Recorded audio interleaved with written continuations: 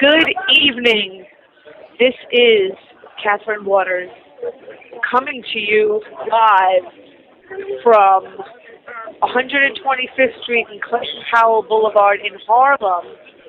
Today, October 22nd, there is a mass protest in various cities around the country, 3 in New York, Harlem, the Bronx, and Queens, protesting against police brutality, mass incarceration, police quotas, and which is all just part of the larger system in general. I wanted to apologize. Last Tuesday, I was attempting to do a live show from the documentary that was being shown. Terms and conditions apply. It didn't work out. I wasn't able to access the web from there. So for the next hour, I'll be doing my best to broadcast live from here. We're going to try to interview a few people. Right now we're standing on the corner of 125 and Frederick Douglass. Of course, the crowd could definitely be a lot more. I don't know how many people there are in Queens, at the Queens protest, or the one in the Bronx on this same subject. I hope, a lot of people turned out for that. Here we have, if we have 100 people, I like to come out anyway if there's not a lot of people because, somebody's got to be doing it. So let me ask this guy right here. We're doing a live radio show on Awake Radio. Do you care to just say, your first name and why you're out for this protest? Why does it mean a lot to you, this the paper there that you're holding, the flyer that says Stop Police Brutality, Repression, and Criminalization of a Generation? Yes, I'm here. Say your first name? Alonzo. Okay, and why? How does this subject affect you?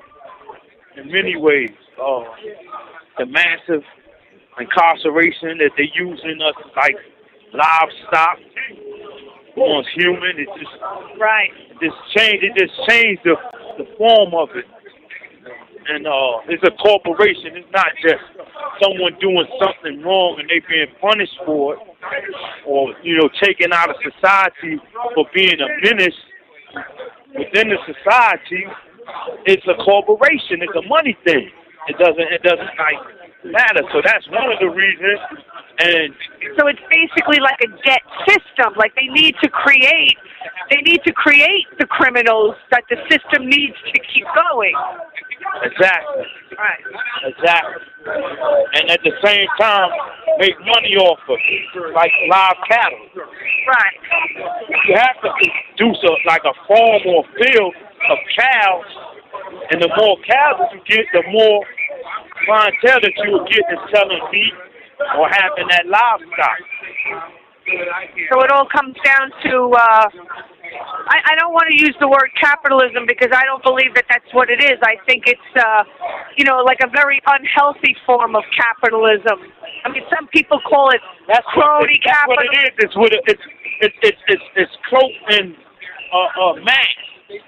It's like with a mask. They put it on to put the fear into the people to say that this is what we need to do to get rid of these so-called criminals and drug dealers and stuff. But it hasn't gotten better. It only gotten worse. Right. So if you lock up 1,000 people in 2 months or a month, right? What has changed? Nothing has changed. It just got worse as it went on. Well, just recently, it's a little bit off topic, but I saw somebody posted something on Facebook about a judge that was involved in this, because the juvenile detention places are privately owned. So he was pretty much involved in just putting young kids in this detention place for profit because it's a privately owned place, and he got convicted and arrested for it, which is exactly and that's what it is. And this is happening on a massive scale. That's just one of the facilities or organizations that got caught for doing that. right. What about the other ones? The hundreds or the thousands, different locations and cities and states where this is happening in. Well, I thank you so much for your words, and thank you for being out here. Well, Okay, so I'm going to try to talk to a couple of more people. We are marching, I think we're heading west. Yeah, we're heading west on 125th Street.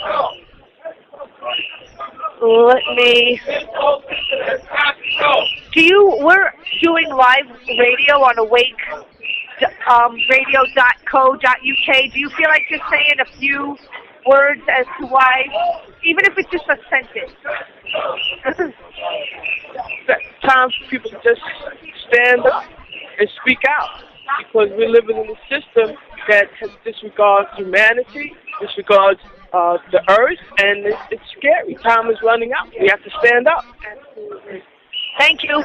Thanks for being out here. Okay, I'm trying to make my way to...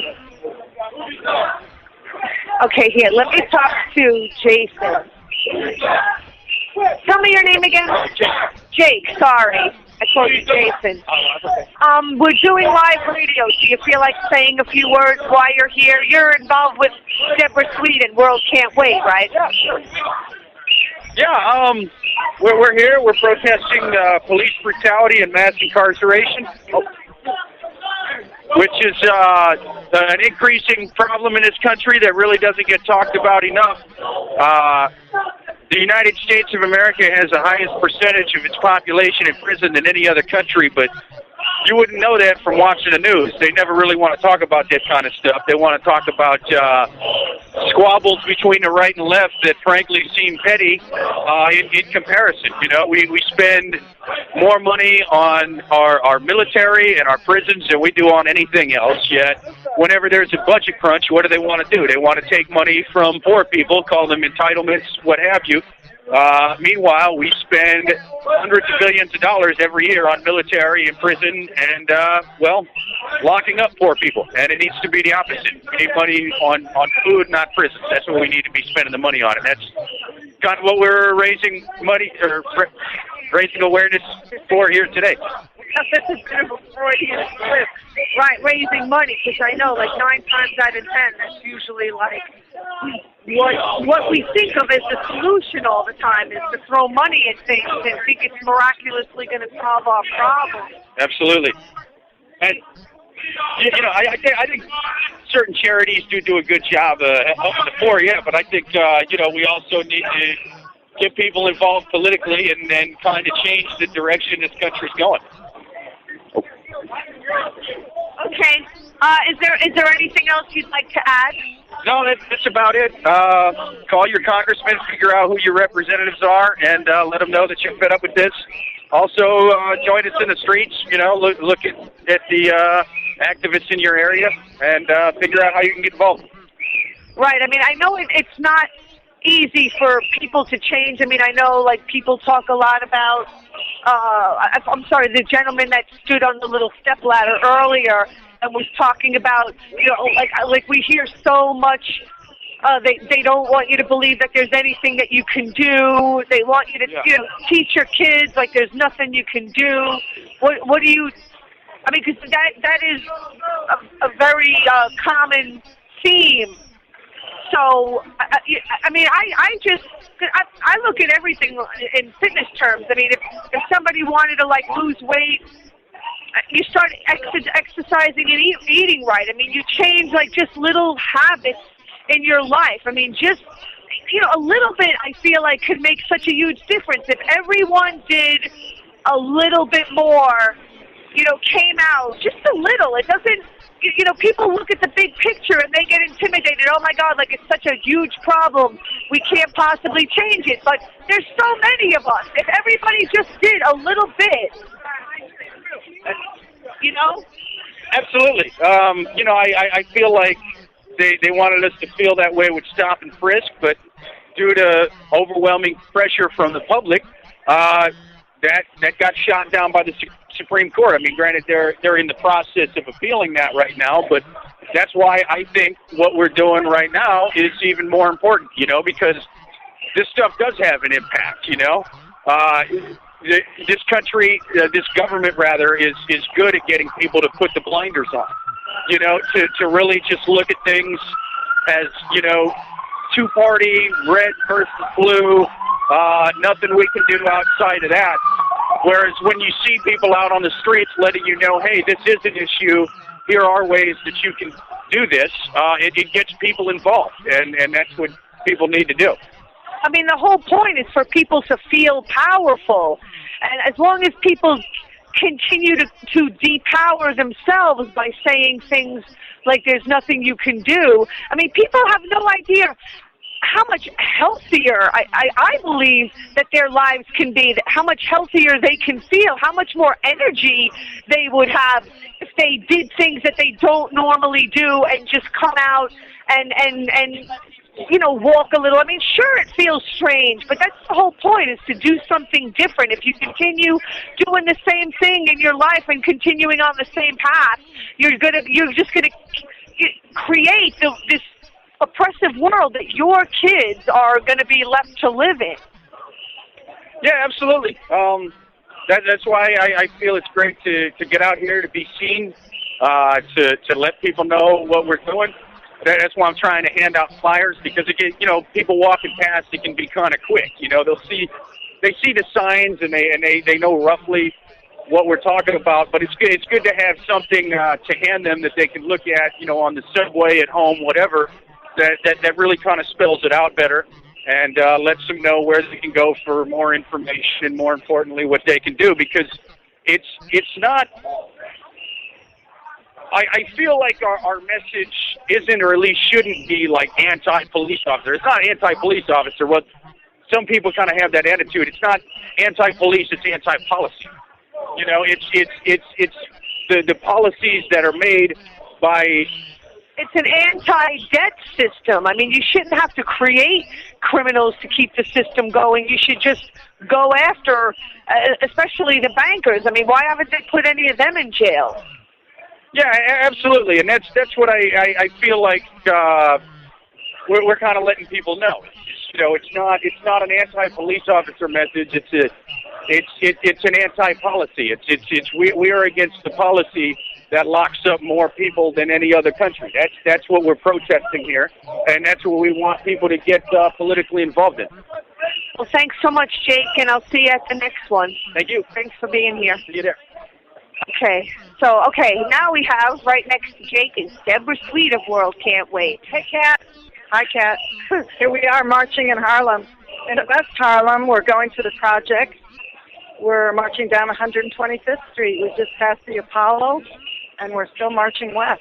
Yeah, the historic Apollo Theater. Yeah. Which I've never been to yet. Oh, well, see, and looking straight ahead of you is where West Harlem has been destroyed by Columbia University, which is building huge billion-dollar buildings in order to spread Columbia around the world, and they're getting a lot of U.S. dollars to do it, too. Spreading Columbia around the world in order to do...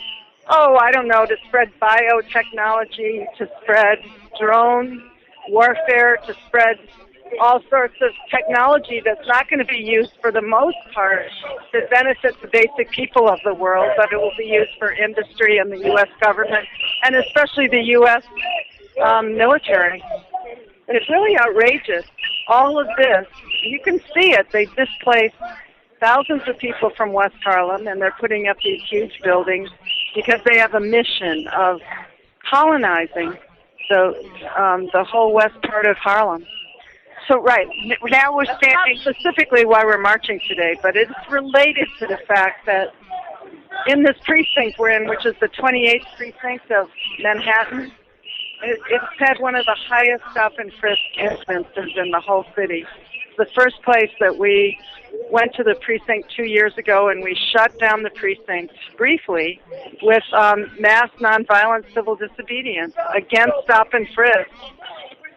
Right, we're standing right now on the corner of... We're not on Amsterdam and 125th. Right, we are still on 125 in Amsterdam, looking west. Looking west, and you see these huge housing projects to the south, huge housing projects to the north, and 125th Street, which has always been the core of Harlem and is now increasingly being gentrified. All the small businesses are being pushed out by the big chains.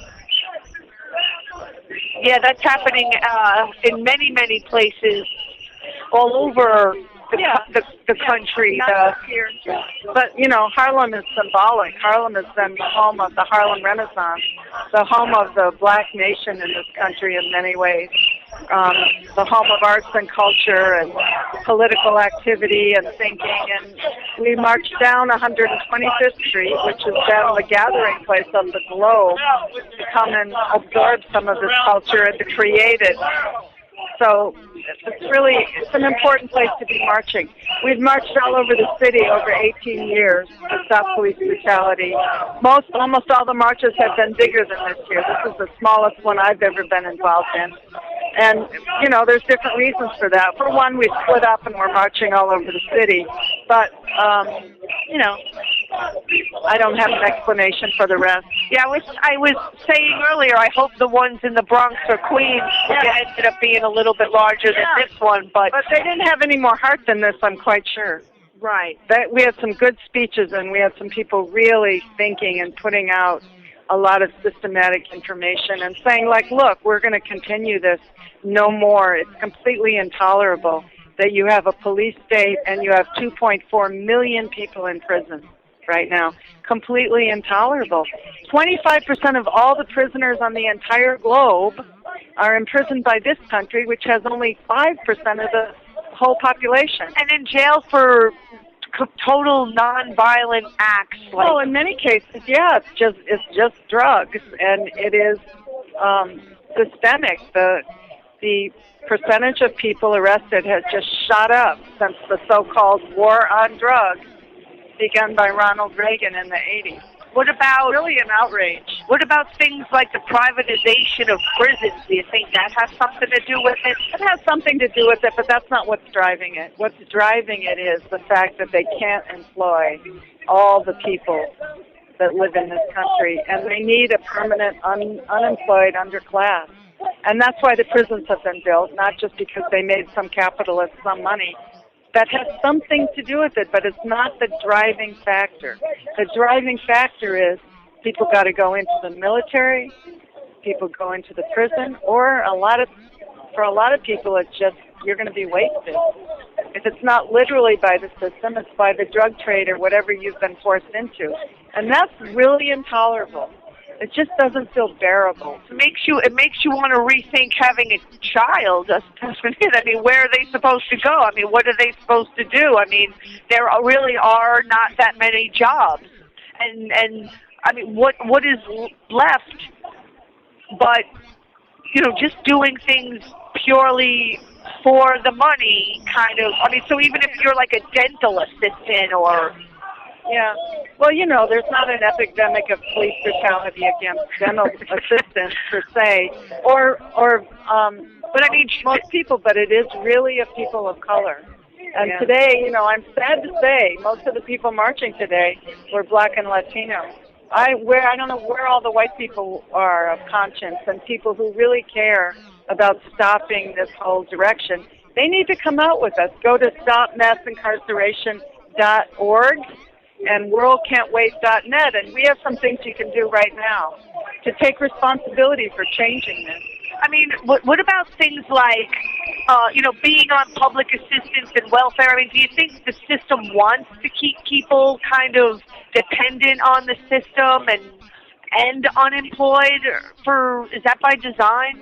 Well, you know, people had to fight for all that stuff. It wasn't offered. It took a depression in the 30s and a whole lot of protest and unrest for people to even get Social Security, ever to get Medicare, ever to get some of these benefits. And I think it's a two-edged sword. It does tend to keep people relying on that little bit of money they get. But what is the choice? Somebody should go out and work for IBM or work at a car assembly plant. Those jobs aren't here anymore. And they're definitely not here for people who haven't had a good education, which is most of the people in this country. And they're not there for people who are living in these communities. They're not there for people living out in Iowa, for God's sake, you know. This Saturday, there's supposed to be a pretty big protest down in D.C. on a different subject, but everything related. It's repression. It's, you know, stop NSA surveillance, and it's the first large-scale national protest at the White House. I guess it's going to be, you know, marching to the mall against what Edward Snowden revealed in June of this year, which is a major revelation that the NSA is collecting literally all the information on millions and billions of people's electronic communications. We knew, you know, people say, oh yeah, we had the feeling this was going to happen. Now we know for sure. We really, really know. So what I want to ask you, because I was speaking with Jake and I asked him, because a lot of people have that there's nothing you can do attitude. They kind of throw their hands up. Yeah. What do you say to people that think that feel powerless, like there's nothing you can do? Well, look, nothing is predetermined. People have to want to do things too, also. Well, if I were in power in this country, if I were looking at that, I would be maybe doing some of the same things that this system does. Collect everybody's information, make sure a lot of people are in prison, make sure a lot of people's heads are down, make sure they're indoctrinated by Fox News and all sorts of other BS. And that's why they don't have to worry in the future, you know, about any uprising against us. But that's actually what's required. A revolution is what's required in this situation, and I think it's quite possible. And I think the people who run this country are very, very aware of that. Otherwise, there wouldn't be all this political repression, and there wouldn't be this locking people up. I interviewed Catherine Albrecht a couple of months ago, and she said that the people in the concentration camps know that they're being oppressed.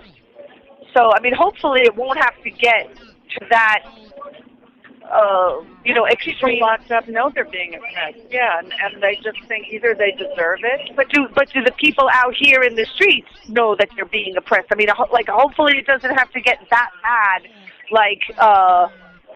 to actually be in prison or, something that extreme to get people to be like, oh, wow, maybe I should have done something a little earlier. Yeah. I don't know. Things can change in a flash, in a minute. What would happen if this government shutdown would have actually shut down all the food stamps, which did happen in 17 states for one day a few weeks ago? What would happen if people suddenly didn't get electricity or all the kind of things that actually could happen? You never know where this is going to come from.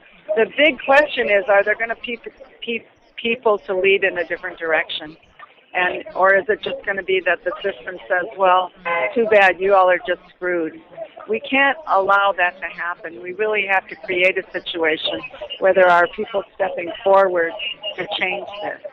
And that's why I follow revcom.us, the website that really is talking about why it is the way it is, why it doesn't have to be this way, and that there's a leader. There's a whole party here, the Revolutionary Communist Party, and there's Bob Avakian, the leader who's worked for 40 years on trying to synthesize and resynthesize what happened with the revolutions that preceded us and have been overturned, how we could do it better, what we could learn from it, and most importantly, like, how should we be getting to that situation now? One of the ways, besides learning all we can, is actually being out on the streets and fighting the power, which is what we have a little taste of today. I'm glad to see all these young people in the lead of everything who are really talking about, like, we don't want to live in a system like this. And, you know, we're out here to support them. Yeah. Amen. Right there. There's a bunch of interesting people to talk to here, I'm sure. Right. People with a lot of experience, like the guy with the Democracy Now! I have on right here. Did you talk to him? Who is it? No, I didn't. Right there. I don't know. Okay, right here. Okay. That's a conversation, but here's a couple people here. Thank you, Deborah Sweet of WorldCan'tWait.net. Good marching with you, and we'll be marching again on Saturday. Yes, on Saturday in Washington, D.C. for the NSA surveillance. That's supposed to be a pretty big one. So let me see right here if I can. Hi, Carl. Hi. I'm doing live radio on awakeradio.co.uk. Do you care to share just a minute or two of why you're here? Okay, just a minute. I want to. Let me know when you're ready. Okay. So how do people get connected with the Revolution Club? These people of the Revolution Club, come see us. You can go to Facebook, NYC Rev Club, NYC Rev Club, Twitter, NYC Rev Club at Gmail. Okay, NYC Rev Club at Twitter is one of the organizations that are leading this.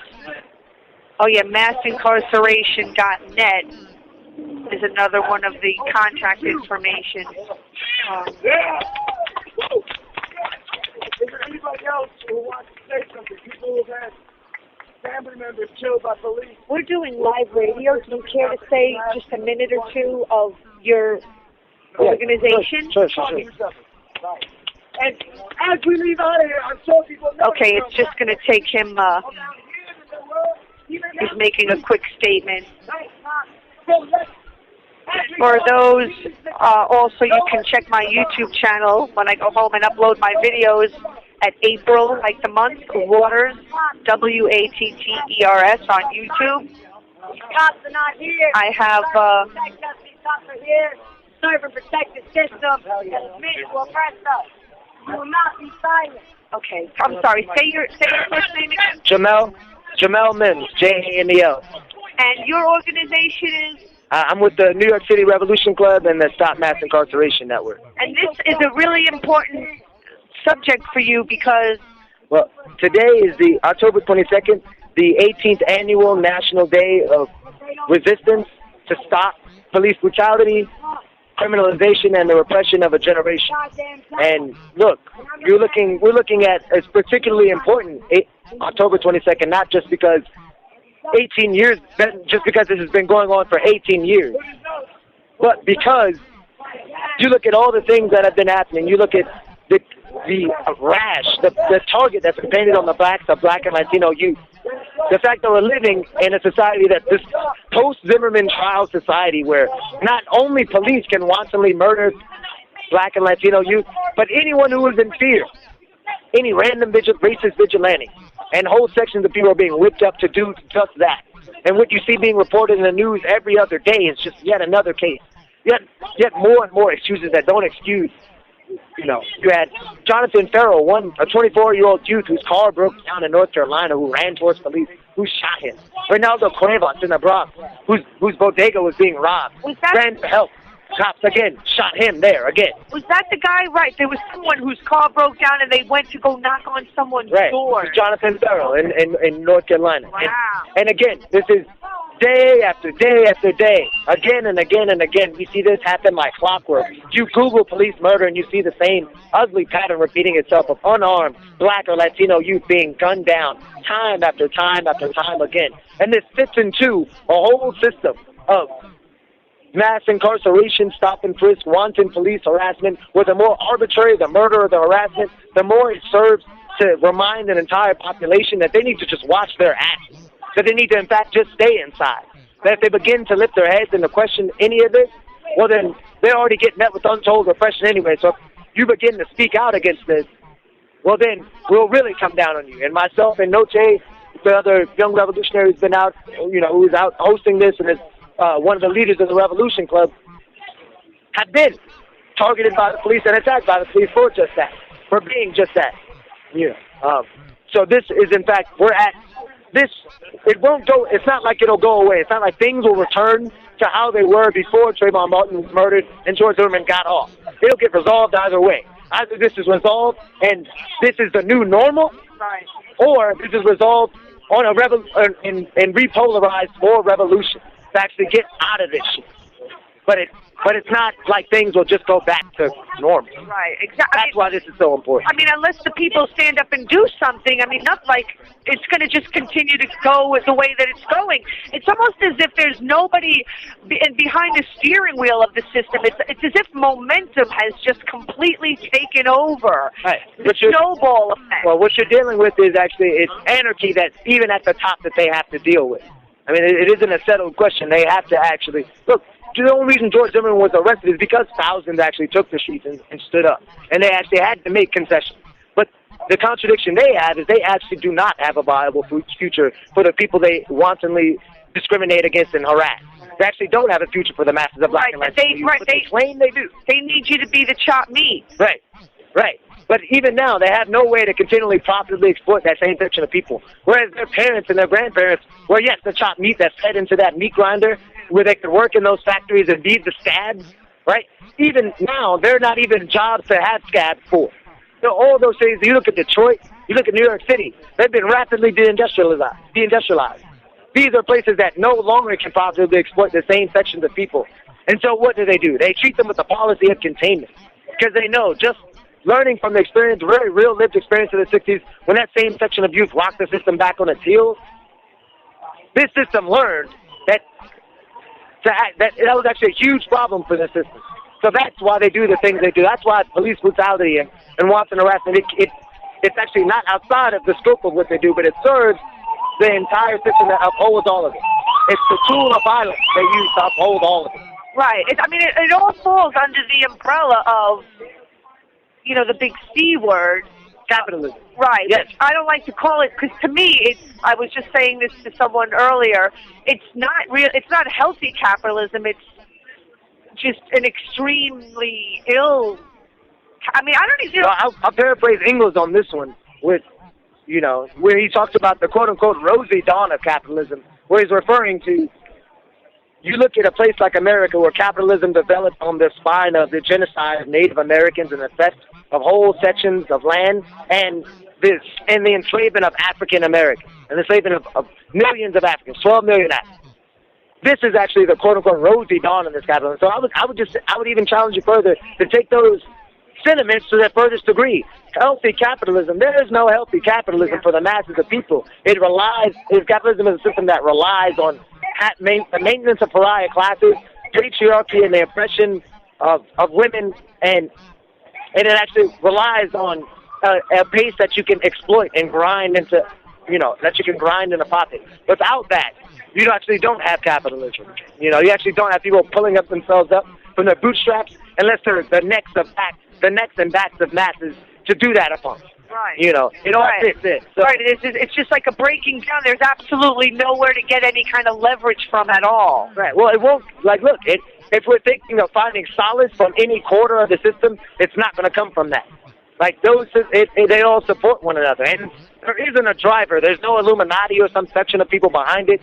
It's in anarchy. Those are the rules of the game. Expand or die. Right. You have to go out and grind people into profit, or you're in danger of you yourself being consumed.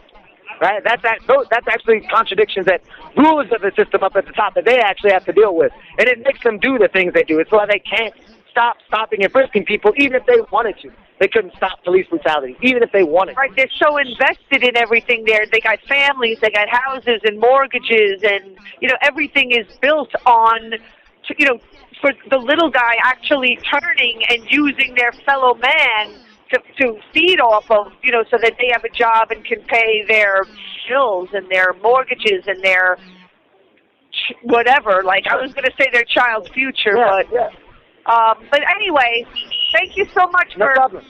and it was a pleasure meeting you. I'll see you at the next one. Yeah. Take care. Tom? Oh. Yeah, do you have your card or way to contact? I do have a business card in my knapsack. Okay, in your bag? Right here? Do you have it on you or is it laying down somewhere? Yeah, it's right in my knapsack. Can I give it to you after I... Yeah. Okay. Totally. Okay. I'll be here. Okay, thank you.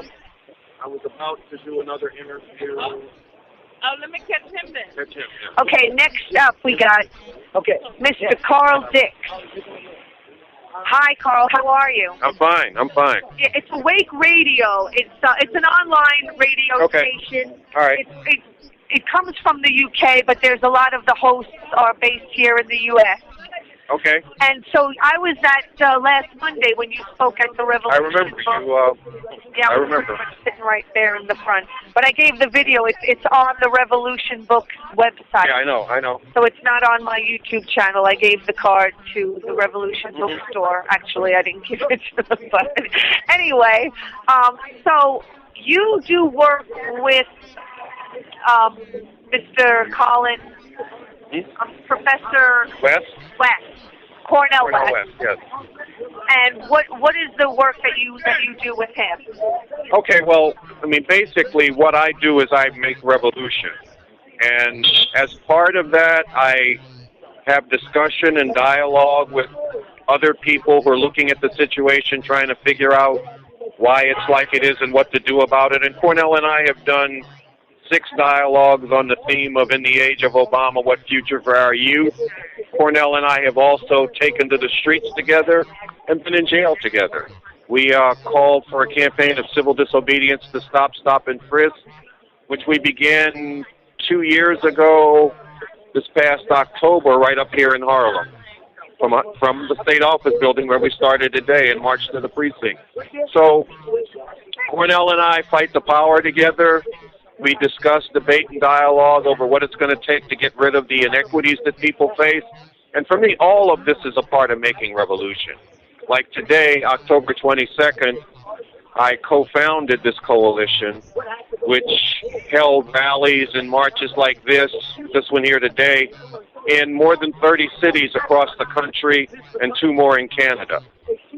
This is an important thing to stand up and fight around, because what the criminal injustice system does to people, the police brutality, the police murder, letting the killer cops walk scot-free, mass incarceration, warehousing 2 million plus people in prison, treating formerly incarcerated people like they're less than full citizens. That is a slow genocide targeting Black and Latino people, tens of millions of whom are living lives enmeshed in the web of this criminal justice system. Yeah, a lot of women are amongst all that. In fact, the U.S. has a higher percentage of women in prison than any other country in the world. I don't know if you ever heard this, but there's a really good documentary interview. It's called The Historic Interview with Aaron Russo. He was like a producer for Bette Midler. He made some movies, and he befriended one of the Rockefellers. And he says in this documentary how the Rockefeller guy kind of admitted to him that Women's Lib was funded by the Rockefeller Foundation. It was all designed to break up the family and get women out to work because they couldn't tax half the population before. So they presented it like as if it was, Women's Lib, empower the women and all that, but it was really so that, they could tax more people and break the family up and indoctrinate the children a lot sooner. Thing on that, I don't think that gets to the heart of it, because we're dealing with a capitalist system, and that system, as it develops, at times has a need for larger workforces, and that is what drew women out of the home and into working.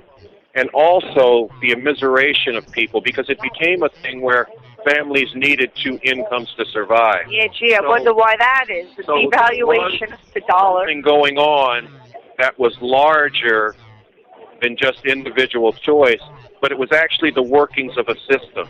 And that's something that I really try to bring out to people, because even this slow genocide of mass incarceration, it comes not just from bad policy decisions or racist officials and police officers, but it comes from a system that no longer has a need for millions of people in the inner city as a cheap labor force, because they found an even cheaper labor force.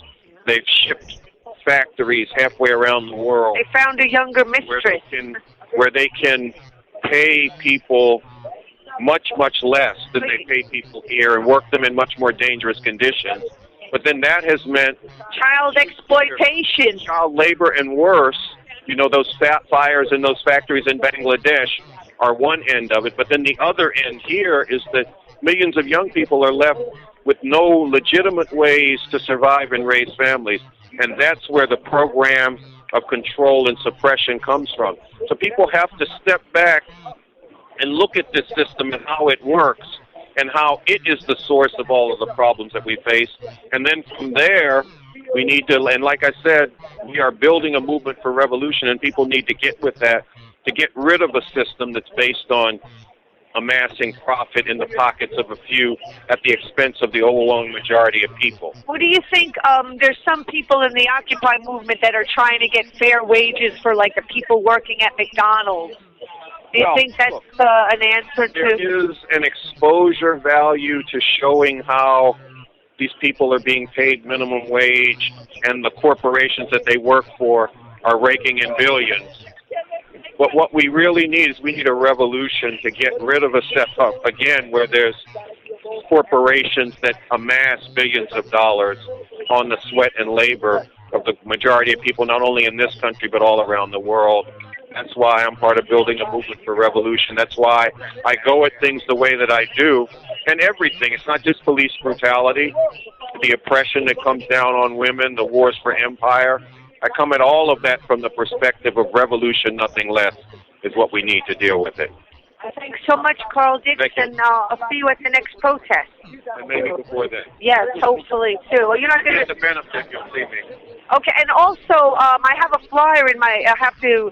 This Thursday, they're showing... I mean, I've seen it already, the Central Park 5 documentary. Where are they showing it? If you... yeah, hold on. I have to get my knapsack off my... Okay, just hit me... Email, Facebook, Twitter, like, just hit me and let me know that way. Okay? Thank you so much. All right. Okay. So I think it's a good time to be taking a break, and we'll come back. We have Ken O'Keefe coming up at 7 o'clock. He is a pretty remarkable person. He's ex-military. He's done so many things. I was reading his bio on his website. I mean, he's a real spiritual guy.